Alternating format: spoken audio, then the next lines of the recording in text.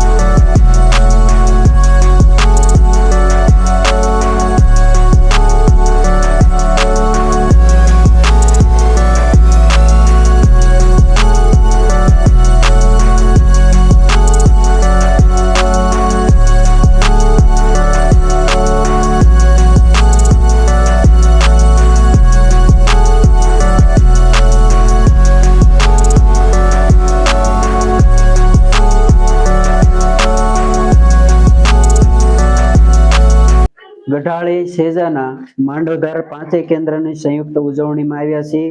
તો એમાં વર્કર બેન, હેલ્પર બહેનો અને બાળકો સાથે ઉજવણી કરી રહ્યા છીએ. તો આપણે બહેનો પાસેથી થોડીક માહિતી લઈએ કે તમે દરેક પ્રકારના તહેવારમાં આવી ઉજવણી કરો છો. હા, નમસ્કાર. અમે માંડોધાર ગામ, અમે બોટાદ જિલ્લાના ગઢડા તાલુકાના માંડોધાર ગામ, અમારો સેજો ગઢાળી છે અને અમે દરેક તહેવાર આવી રીતે જ ઉજવણી કરીએ છીએ. અને દરેક તહેવારથી બાળકોને તે ખ્યાલ આવે કે આ તહેવારમાં શું હોય.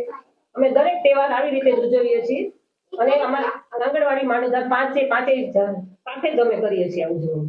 હવે તમે દરેક તહેવારની ઉજવણી કરો છો તે ખૂબ સારી બાબત કહેવાય, પરંતુ તમે જે આ ઉજવણી કરો છો એનાથી તમને બધાને શું ફાયદો થયો છે, બાળકોને શું ફાયદો થયો છે, કે વાલીનો કેવો રિસ્પોન્સ મળે છે, અનુભવ જરાક આપ કહેશો. આ રીતના તહેવારની ઉજવણી કરવાથી દરેક વાલીનો સાથ સહકાર મળે છે અને બાળકોની સંખ્યા પણ આંગણવાડીમાં વધે છે અને બાળકોને પણ ઉત્સાહ રહે છે. આપણે ભારતીય સંસ્કૃતિ મુજબ કે દરેક તહેવારો છે એ આપણે ઉજવીએ છીએ, એમ જેમ આપણે આંગણવાડીમાં દરેક આંગણવાડીમાં આવી વિવિધ પ્રવૃત્તિઓ થાય છે અને વાલીઓનો પણ ખૂબ ખૂબ એવો સારો સાથ સહકાર મળે છે. બાળકોને જો ખૂબ જ સારા તૈયાર કરીને મોકલે છે, સારા એવા વેશભૂષા છે, તો આવી વિવિધ પ્રવૃત્તિ અમારી આંગણવાડીઓમાં કરી અને સારું એવું પૂર્વ પ્રાથમિક શિક્ષણ વર્કર બહેનો દ્વારા આપવામાં આવે છે અને સરસ મજાની ઉજવણી પણ કરવામાં આવે છે.